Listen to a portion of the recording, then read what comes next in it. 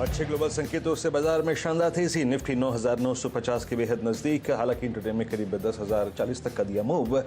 Bank Nifty में 400 अंकों की उछाल। एचडीएफसी ट्विंस, आईसीआईसीआई बैंक और इन्फोसिस में बड़ा जोश। सभी सेक्टर इंडेक्सेस हर निशान में।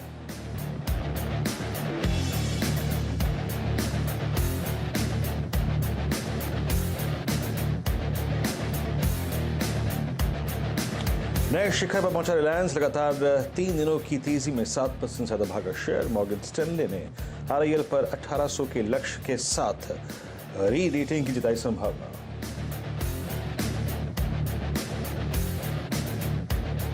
तो जो कंपनी कंज्यूमर अप्लायंसेस में है, किचन अप्लायंसेस हैं, तो वो सारे क्षेत्र बहुत अच्छे करेंगे, जैसे ही work from home, learn from home, study from home.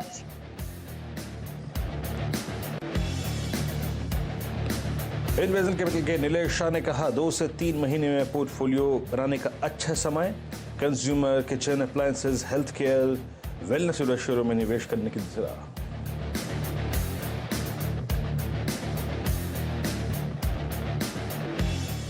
Metal share में जोरदार तेजी। इंडेक्स करीब 3% उछला। निफ्टी के टॉप गिनर्स में 3 मेटल शेयर शामिल। टाटा स्टील, जेएसडब्ल्यू स्टील में करीब 5% का उछाल।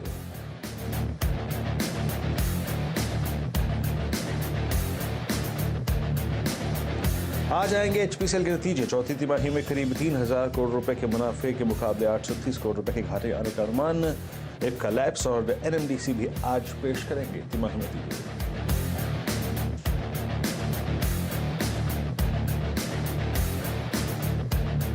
और देश की दिग्गज आईटी कंपनी इन्फोसिस की लिस्टिंग के दमदार 27 साल। निवेशकों के 9,500 रुपए की निवेश की वैल्यू 7.5 करोड़ रुपए के करीब पहुंची। लिस्टिंग के जश्न पर 2% ज्यादा भागा शेयर।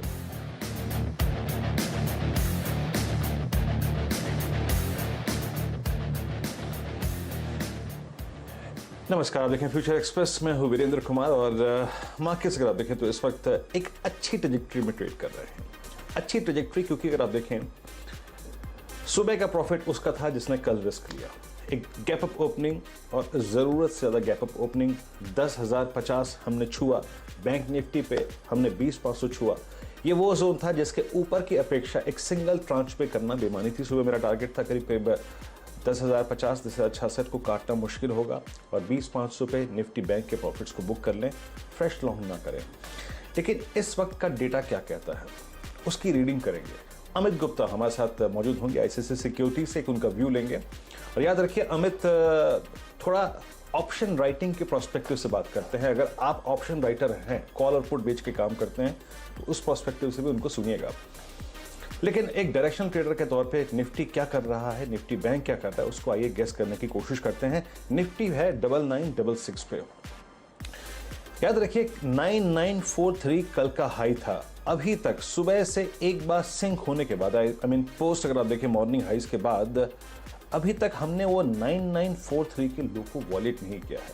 ये एक बहुत मीनिंगफुल लो है, याद रखिएगा। अब थोड़ा डायरेक्टर साहब जरा आप पुट ऑप्शन के स्टैट्स लिखे आइए। एग्जैक्टली अगर आप देखें पुट ऑप्शंस क्या कह रहे हैं इस वक्त और कॉल ऑप्शंस क्या कह रहे हैं। अगर आप इस वक्त देखें आज के ऑप्शन हाईलाइट क्या है, वो 2 है। आज सडनली 2 पुट राइटर्स बहुत एक्टिव है बाजार में, और वो है निफ्टी की 9900 का पुट, जहां पे आप देखिएगा आउटस्टैंडिंग वाई पहुंच चुका है 17 लाख और इंट्राडे में आज बिल्डअप हुआ है इसमें करीब 11,29,000 शुरू का। 10,000 की एट द मनी पुट पे बिल्डअप हुआ है, जो कि अब slightly in the money put है 13,85,000, आउटस्टैंडिंग वाई 20 लाख का। ये अच्छे संकेत हैं। लेकिन अगर कॉल राइटर कहीं पे ग्रिप लेके खड़ा है तो वो है 10,100 का जोन, जहां पे 24 लाख का आउटस्टैंडिंग वाई है। तो यहां पर आने के बाद जब आपने 50 डेमा से पुल बैक लिया, जब आपने 20 डेमा से पुल बैक लिया, आप 10,000 के साइकोलॉजिकल लेवल के आसपास आ गए हैं, तो अब आपके ऊपर 100 डेमा का प्रेशर है। तो ये भी एक ट्रेड जनरेट करता है। निफ्टी बैंक को लेके आइए। निफ्टी बैंक मैंने सुबह क्या कहा था, देखिए 20,500 को क्रॉस करना टफ है, उसने किया लेकिन सिंक हो गया, पहले मिनट से ही सिंक हो गया। हालांकि इसके सिंक होने में, इसके गिरने में भी एक तहजीब थी। आज अगर आप देखिए चारों खाने चित नहीं हुआ।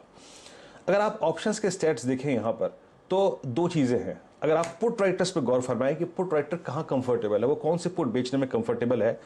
आज एक चीज देख के अच्छा लगा कि 20,300, 20,400, 20,500 इन 3 स्ट्राइक्स का आउटस्टैंडिंग वाई करीब 2.25, 3.5, 3.5, 4.5 और 5 लाख के आसपास है, जिसमें कि करीब इंट्राडे में आज 3.25 लाख पुट बिकी हैं। ये अच्छा संकेत है, याद रखिएगा। और 20,500 के एट द मनी कॉल में 1,84,000 शेयर जुड़े हैं। बैंक निफ्टी एटलीस्ट आज सिंक नहीं हुआ और ये 3 पुट्स ओआई अपनी तरफ खींच रही हैं, याद रखिए, ये अच्छा संकेत है। अमित गुप्ता हमारे साथ हैं। अमित, नमस्कार, कार्यक्रम में स्वागत है। अमित, एक चीज़ तो है, इस वक्त एफआईएस थोड़ा सा सेलिंग मोड में है, वो हर बहुत स्ट्रॉन्ग मूव को सेल कर रहे हैं, डीप डाइव्स को डीआईएस बाय कर रहे हैं, लेकिन हमारी पैरिटी ग्लोबल मार्केट से काफ़ी स्ट्रॉन्ग है इस वक्त। डाउ फ्यूचर्स अगर आप देखिए अच्छा संकेत दे रहे हैं। आपको क्या लगता है अमित, अगर आज मंगलवार है, बुधवार से आपको एक्सपायरी इंपैक्ट नजर आना शुरू कर देता है, अभी आप निफ्टी पे करेंगे क्या, निफ्टी बैंक पे करेंगे क्या कोई डायरेक्शनल ट्रेड लेंगे या फिर कोई ऑप्शंस के लिहाज से ट्रेड लेंगे?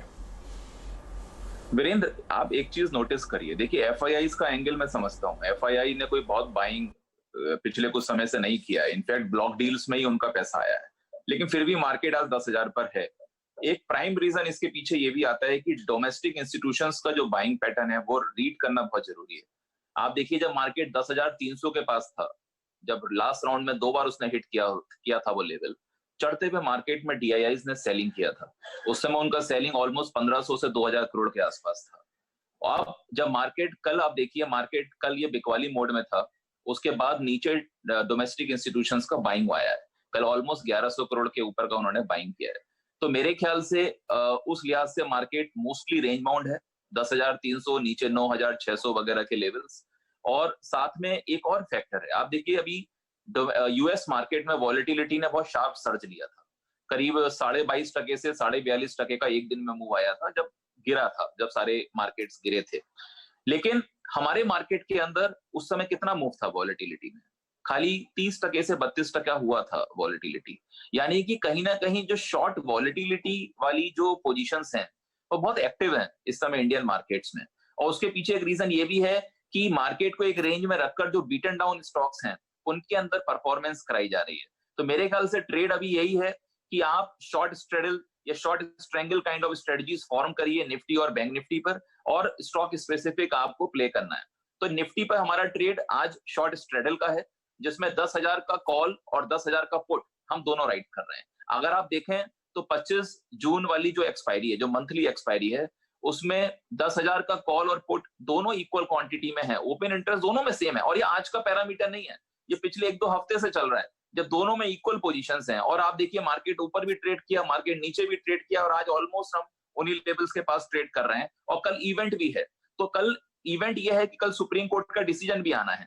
तो अगर वहां पर जो भी रव ऑफ है, लेकिन आज वॉलेटिलिटी उस वजह से ज्यादा है, आज आपको रिलेटिवली हायर प्रीमियम मिल रहे हैं। मेरे ख्याल से 400 रुपए के आसपास 10,000 के कॉल और पुट का प्रीमियम है, आपको राइट कर देना चाहिए, क्योंकि आपके पास अब इस हफ्ते के बाद अगला हफ्ता ही आपका एक्सपायरी वीक है। तो you will get good money. अगर मार्केट प्लस माइनस 200 पॉइंट्स या 300 पॉइंट्स ही मूव करता है, आपको इवेंचुअली ये प्रीमियम आपका डिक्लाइन होगा। हमारा व्यू ये है कि 400 रुपए से 100 रुपए हो जाएगा ये आपका प्रीमियम। तो आप इसको लेकर शॉर्ट स्ट्रेडल फॉर्म कर सकते हैं। ओके अमित, बैंक निफ्टी पे आप क्या करेंगे? यानी एक तर्क आप ये दे रहे हैं कि निफ्टी शायद 10,000 के आसपास ही रहेगा, तो आप कॉल पुट बेच के पैसा कमाएं। बैंक निफ्टी पे आपका आउटलुक, और एक चीज और जोड़िएगा अमित इस पे कि डीप डाइव्स को, मान लीजिए आपको 97-9800 तक का डिप फिर मिलता है, तो क्या करना चाहिए? एक तो पहले बैंक निफ्टी पे आपका आउटलुक। देखिए बैंक निफ्टी के ऊपर, देखिए bank Nifty definitely under performer है, उसमें कोई दो राय नहीं है। वहां के बैंक्स के स्टॉक्स में ब्रेकआउट्स नहीं आ पा रहे हैं, और मुझे लगता है ये पैटर्न आने वाले महीनों में भी देखने को मिलेगा। तो it's a more trading bat.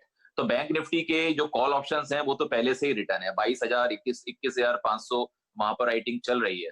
But मेरे ख्याल से अभी सीन ऐसा है कि बैंक निफ्टी में 19,800 के नीचे का भी मुझे ट्रेड नहीं दिखता है। तो आई थिंक ब्रॉडली जो रेंज है वो 19,800 से 21,500, ये एक ब्रॉड रेंज है बैंक निफ्टी की। तो इसलिए हम लोग 19,800 का भी पुट राइट कर रहे हैं और 21,500 का भी कॉल राइट कर रहे हैं। तो ये शॉर्ट स्ट्रेंगल है जो बैंक निफ्टी में हम लोग फॉर्म करके चल रहे हैं, और इसमें 240 रुपए का आपको प्रीमियम मिल रहा है। I think it's a good position considering the fact you are in just in the penultimate week to expiry. तो यहां से अगर वॉलेटिलिटी सबसाइड होती है, टाइम टिकट अपना काम करेगा, और रेंज बाउंड इंडेक्स के अंदर यू विल मेक गुड। और जहां तक आपने मेरे से क्वेश्चन पूछा निफ्टी अगर नीचे आता है, तो मेरे ख्याल से जो इस सीरीज के स्टार्टिंग से हम लोगों का व्यू है वो ये कि 9500 का सपोर्ट है और 10,300 का टारगेट है। तो यही व्यू हम लोग अभी तक लेके चल रहे हैं और मेरे ख्याल से पूरी सीरीज 95 96 के ऊपर निकल जाने वाली है। ओके, चलिए अमित अब आते हैं, ये तो आपका जो आज का रुख था ये ऑप्शन से रिलेटेड रुख था। आपने अगर आप देखें राइटिंग पे फोकस किया, ऑप्शन राइटिंग पे। अब थोड़ा प्लेन वनीला ट्रेड्स पे आते हैं। Let's come to stock futures, जहां पे आपका व्यू लॉन्ग और शॉर्ट का है। अमित, आपके आज के स्टॉक फ्यूचर्स कौन कौन से होंगे जहां पे आप लॉन्ग और शॉर्ट जा रहे हैं? कल जो यूएस फेड ने अनाउंस किया है, देखिए वहां पर इंडिविजुअल कॉर्पोरेट बॉन्ड बाइंग कर रहे हैं। अभी तक ईटीएफ खरीदते थे, जो वल्नरेबल कॉर्पोरेट्स हैं जिनकी यील्ड्स ज्यादा हैं वहां पर भी वो बाइंग कर रहे हैं, यानी कि उनको हेल्प दे रहे हैं। तो it was a good move by US Fed, जिस वजह से कल 1000 पॉइंट नीचे से डाउ जोन्स ने रिवर्सल लिया है। मेरे ख्याल से शॉर्ट टर्म में अब सीन ये होगा कि जो स्टॉक थोड़े डिपेंडेंट हैं यूएस इकोनॉमी पे वो परफॉर्म कर सकते हैं। हो सकता है टेक्नोलॉजी पैक जो साइडवेज हो गया था, H1B वीजा का न्यूज आया, उसके बाद 2 दिन तक प्रॉफिट बुकिंग मिला, मेरे ख्याल से वहां आपको रिवर्सल देखने को मिल सकता है। कल एडीआर भी अच्छे खासे ऊपर थे और मेरे ख्याल से 700 का लेवल बहुत क्रूशियल है इन्फोसिस का। तो इन्फोसिस हम लोग रिकमेंड कर रहे हैं लॉन्ग साइड में। 700 का put almost highest put base बन गया है और वहां 700 के कॉल में क्लोजर स्टार्ट हो गया है। तो मेरे ख्याल से ये स्टॉक अब एक्सपायरी के पर्सपेक्टिव से लॉन्ग ट्रेड डेफिनेटली करना चाहिए। यहाँ से ये 755 तक का टारगेट हमको दिख रहा है। तो हैवी वेट्स के पर्सपेक्टिव से जहां सपोर्ट निफ्टी को मिलेगा, तो एक ये पैक है टेक्नोलॉजी, तो यहाँ पर हम लोग एक लॉन्ग कर रहे हैं। Otherwise I think mid caps पे फोकस ज्यादा है। रेंज बाउंड मार्केट में वहीं पर आपको, जैसे इंफ्रा की मैं बात करूं तो टोरेंट पावर के अंदर अगर आप देखें तो जो पोजीशंस हैं वो रिसेंटली काफी अच्छी बिल्डअप करी है। ये स्टॉक्स में पिछले 2 महीने से मैं रोल ओवर ऑब्जर्व कर रहा हूँ, 80-85% के रोल ओवर्स हो रहे हैं और इसके अंदर नीचे से ऑलमोस्ट 40% का इंक्रीज हुआ है पोजीशंस में, जब से इसने 300 के ऊपर का ब्रेकआउट दिया है। It has spend enough time, 320-325 की रेंज में ये स्टॉक इस टाइम स्पेंड किया है।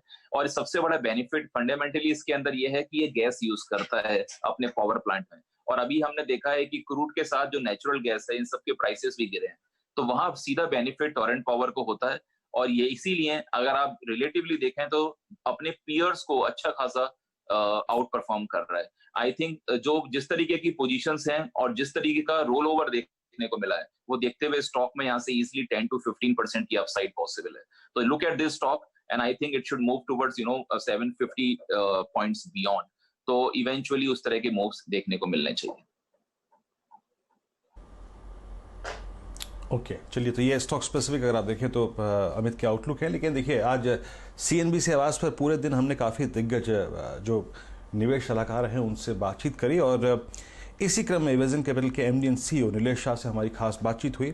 आइए, कोविड-19 के दौरान जो इस बाज़ार में गिरावट आई और इस पुल बैक के बाद इस पूरे माहौल में स्टॉक सिलेक्शन को लेकर, सेक्टर सिलेक्शन को लेकर और क्या इन्वेस्टमेंट करने के लायक इस वक्त बेहतरीन है, इस खास बातचीत के कुछ मुख्य अंश देखिए, बड़ा इंटरेस्टिंग है। आइए एक बार जरा सुनते हैं इसको। तो जो कंपनी कंज्यूमर अप्लायंसेस में है, किचन अप्लायंसेस हैं, तो वो सारे क्षेत्र बहुत अच्छे करेंगे। जैसे ही work from home, learn from home, study from home, ये जो कॉन्सेप्ट्स जो अभी अपनी एक नॉर्मल लाइफ में, एक रूटीन लाइफ में हो रहा है, तो मेरे हिसाब से ये सारे जो क्षेत्र है उसके जो लीडर्स है, उन लीडर्स पे ध्यान केंद्रित करना चाहिए। जैसे कि टीटी के प्रेस्टीज है, ये एक बहुत ही अच्छी कंपनी है, बहुत लॉन्ग टर्म हिस्ट्री है, ट्रैक रिकॉर्ड है, केपेबल मैनेजमेंट है और बिजनेस लीडर है हर एक जो क्षेत्र है, ना ही pressure cookers but kitchen appliances और बाकी भी होम अप्लायंसेस में भी। दूसरी है जो अभी कोरोना के चलते हुए हेल्थ, वेलनेस, पर्सनल केयर जो क्षेत्र है, वो भी एक उनके भी प्रोस्पेक्ट्स और भी अच्छे हुए। तो उसमें एक बहुत ही लीडिंग कंपनी है केडिला ग्रुप की, जाइडस वेलनेस करके। मैंने जनरल इंश्योरेंस और हेल्थ इंश्योरेंस की भी बात की, तो उसमें जो लीडर है वो है ICICI लोम्बार्ड जनरल इंश्योरेंस। ये भी हमारे पोर्टफोलियो की एक पोजीशन है। तो ये कुछ ट्रेड्स आपने और कुछ इन्वेस्टमेंट कॉल समझे। अभी अमित के 2 ट्रेड्स और बाकी हैं। अमित, GMR और L&T फाइनेंस, ये आपके 2 और ट्रेड्स थे, प्लीज एक्सप्लेन कीजिएगा इन दोनों को। आई थिंक इंफ्रा स्टोरी में आई थिंक बहुत अच्छा प्ले आउट हो रहा है। अगर आप देखिए तो जिस तरीके का डिलीवरी बाइंग है, एक्चुअली हमारे पास एक मॉडल है जिसमें हम लोग पिछले 2 हफ्ते का डिलीवरी देखते हैं और साथ में उसको 3 महीने से कंपेयर करते हैं और जेड स्कोर निकालते हैं। वहां पर ही हमारी रैंकिंग में वन ऑफ द बेस्ट आ रहा है और मेरे ख्याल से अंडर परफॉर्मिंग जो स्टॉक्स हैं, जो बीट एंड डाउन है, उन्हीं का ये मार्केट है। तो हम मेरे ख्याल से यहाँ से 23 या 24 तक के मूव्स GMR इंफ्रा में आ सकते हैं, तो बहुत एनकरेजिंग लग रहा है। और अभी आप देखें तो मार्केट में जो डिक्लाइन भी आई थी उसके अंदर भी इसने काफी सेल ऑफ को एब्जॉर्ब किया है। तो ये बहुत पिकुलियर नेचर होता है, और हिस्टोरिकल वॉलिटिलिटी जो है वो भी डिक्लाइन कर रही है स्टॉक के अंदर। तो ये सब एक्यूमुलेशन एक पैरामीटर्स हैं जो दिखाते हैं। तो I think from the infra space this is another one after Torrent power जो आपको देखना चाहिए। और जहां तक L&T फाइनेंस की बात है, देखिए NBFCs अगेन लाइक बैंक्स, ये भी एक बहुत ही ज्यादा ट्रेडिंग बेट्स में है। बट मेरे ख्याल से अगर कोई कल के इवेंट को प्ले करना चाहता है, क्या आउटकम आता है, उसके अंदर आप कॉल ऑप्शंस देख सकते हैं। तो L&T फाइनेंस का particularly call options relatively cheap है, क्योंकि ये स्टॉक काफी सबड्यूड रहा है। इम्प्लाइड वॉलिटिलिटी जो है ऑप्शंस की वो काफी ज्यादा इसमें डाउन है।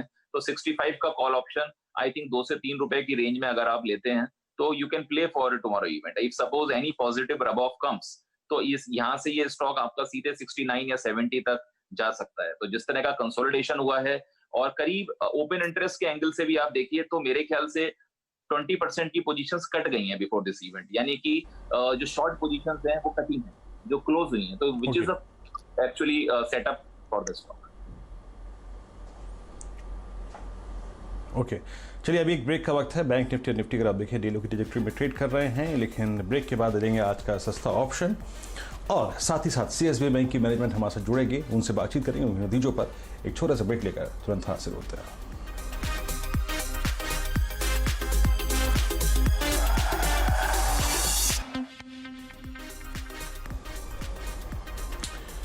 ब्रेक के बाद फ्यूचर एक्सप्रेस में आप सभी का स्वागत है। निफ्टी बहुत तेजी से नीचे आया है 9916 पर, और इसका मुख्य कारण बैंक निफ्टी है। बैंक्स थोड़ा सा प्रेशर में आ रहे हैं, और आई थिंक जिस प्रकार से कल का इवेंट लाइंड अप है ये पॉसिबल था।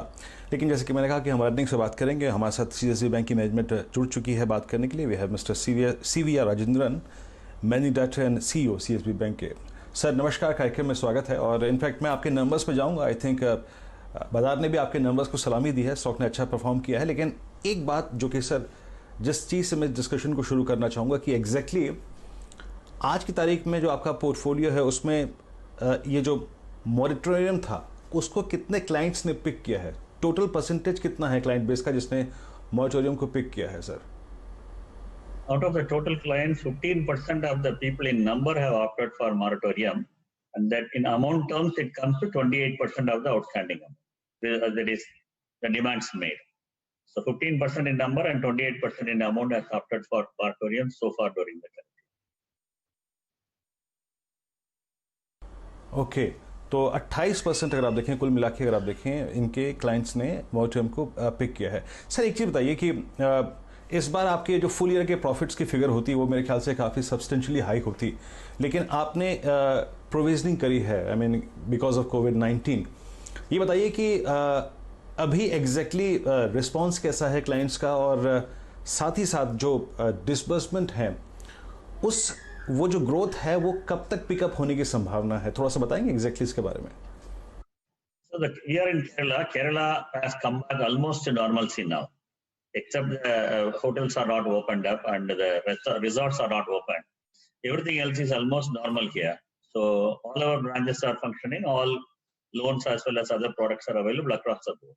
We are one bank which are providing gold loan even during the COVID period.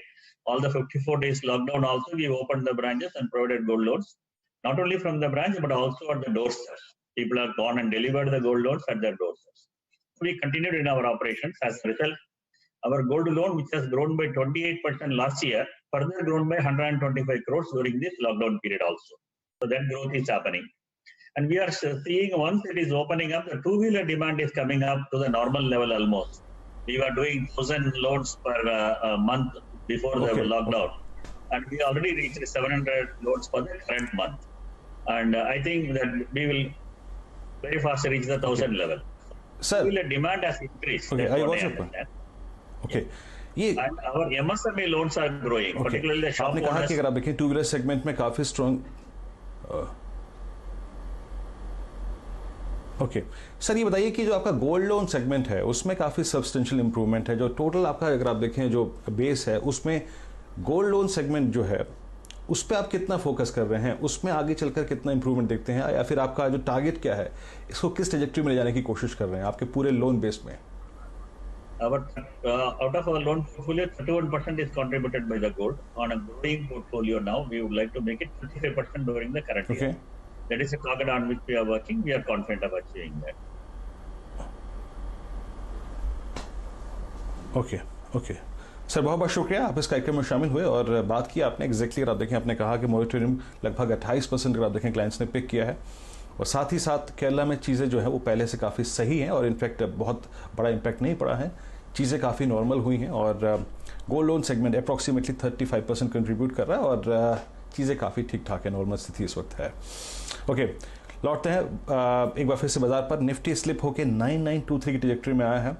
Amit, मैं आज का ऑप्शन ट्रेड लूं उससे पहले मैं एक चार्ट को देख रहा था जिसमें आज की बाजार की टर्बुलेंस का कोई इम्पैक्ट नहीं है, कोई इम्पैक्ट नहीं है अमित। मैं देख रहा था अमाराजा बैटरीज को। अमित, क्या चार्ट है, 200 डेमा के ऊपर सस्टेन करता हुआ 10,300 से खिसक के निफ्टी 9550 पे आया, लेकिन नो इम्पैक्ट व्हाट्सएवर, बहुत स्ट्रांगली हायर लेवल्स पर सस्टेन करता हुआ। अमित, मैं इसकी स्ट्राइक को देख रहा था 680 की कॉल, जो कि करीब 16 रुपए से 17 रुपए के आसपास ट्रेड कर रही थी। अमित, ऑटो एंसिलरी स्पेस, ये आपको लग कैसा रहा है और अमाराजा पे आपका आउटलुक क्या है? अगर मैं इसको फ्यूचर्स में पिक करना चाहूँ तो फ्यूचर्स में कैसे पिक करूँ, डिलीवरी पे काम करना है तो क्या करूँ, और पोजिशनल पर्सपेक्टिव से आपका आउटलुक क्या है? और अगर इस ऑप्शन को लेना हो, अप्रॉक्सीमेटली 1680-17 पे ट्रेड कर रहा है, क्या राय देंगे आप? वीरेंद्र, आपने बहुत इंटरेस्टिंग सेक्टर की बात की है। देखिए, मेरे ख्याल से जो अप्रैल में जीरो सेल्स आए थे इस सेक्टर में, वहीं उनका बॉटम बन गया था, क्योंकि ये सेक्टर आज से नहीं, ये कोविड-19 स्टार्ट होने से पहले से ही अंडर परफॉर्म कर रहा था। तो हमने प्राइस जो डेप्रिसिएशन है वो एक हद तक पहले ही देख लिया था इस सेक्टर के अंदर। और अभी आप देखिए कि अप्रैल से, यानी कि जो अप्रैल टू मई रोल ओवर हुए और मई सीरीज में जो फॉर्मेशन है, जो किसी भी सेक्टर में अगर नीचे से लगातार पोजीशंस ऐड हुई हैं, वो एक ऑटो ही है। ऑटो में ओईएम्स में वो हुआ, पहले रूरल स्पेस से जो लिंक थे स्टॉक्स, एस्कॉर्ट्स और महिंद्रा एंड महिंद्रा, उनमें हुआ, फिर मारुति के अंदर हमने वो एक्टिविटी देखी, हीरो मोटोकॉर्प में देखी। जब ओईएम्स में वो एक्टिविटी हो गई तो that came down to auto ancillary. Auto ancillary में वो एक्टिविटी हमने भारत फोर्ज में देखी थी, और अभी वो, और definitely Amar Raja battery is one of the best in the auto ancillary space, जो इस ओपन इंटरेस्ट फॉर्मेशन के अंदर बैठता है। और यहाँ से इसमें रोल ओवर्स भी अच्छे हैं, और मुझे लगता है कि जो मूव इसके अंदर स्टार्ट हुआ है, अभी एक्साइड के रिजल्ट्स आप देखिए, वो रिलेटिवली वीक थे, उसका भी बेनिफिट अमर राजा को मिलेगा, क्योंकि इसके results out of both the stocks better आए। तो मुझे ऐसा लगता है कि जो मनी फ्लो है वो इसके अंदर जाएगा। आप फ्यूचर्स में ट्रेड करेंगे तो मुझे लगता है बेटर है, क्योंकि ये कहना बहुत मुश्किल है कि अगले एक हफ्ते के अंदर ही ये मूव एकदम से आ जाए, बट जिस तरह का वाई फॉर्मेशन है और रोल ओवर्स हैं, ये पोजिशनल ट्रेड है, तो इसके अंदर आप पोजीशंस बना के रखें। मुझे लगता है कि जुलाई के महीने में भी मार्केट मोस्टली कंसोलिडेट करते हुए लगेंगे, उसमें आपको ये बेनिफिट देगा। ओके अमित, बहुत बहुत शुक्रिया, आप इस कार्यक्रम में शामिल हुए। सभी स्टॉक्स और इंडस्ट्रीज पर रखिए आपने, इस ऑप्शन पे नजर रख के चलिएगा, इस स्टॉक पे नजर रख के चलिएगा। ये चार्टिकली बहुत वेल प्लेस्ड है। आई मीन 16-20 पे 17-20 पे ट्रेड कर रहा है, तो हद से हद क्या 13-14-12 रुपए का स्टॉप लॉस लगाइए, लेकिन इस स्टॉक पे सेकंड हाफ पे नजर रखिएगा आप। चलने से पहले सीएनबीसी आवाज और नेशनल स्टॉक एक्सचेंज की खास मुहिम पे बात करते हैं, इन्फॉर्म इन्वेस्टर। जी हाँ, इस सेगमेंट में आपके हितों के लिए बात होती है। इन्फॉर्म इन्वेस्टर हमेशा चाहता यही है कि रिटर्न्स उसकी अच्छी रहें और अच्छा पोर्टफोलियो कंस्ट्रक्ट करें, इसके लिए बहुत ज़रूरी है। याद रखिए, किसी कंपनी की डीप रिसर्च करें और उसके फंडामेंटल्स पर बारीकी से बातचीत करें अपने वित्त सलाहकार से, उसके बाद एक स्ट्रॉन्ग पोर्टफोलियो बनाएं, निवेशित रहिए और थोड़ा समय दीजिए अपने पोर्टफोलियो को, बार बार शफल मत कीजिए। एक अच्छा पोर्टफोलियो एक अच्छी समय अवधि में ही आपको अच्छा रिटर्न देता है, याद रखिएगा।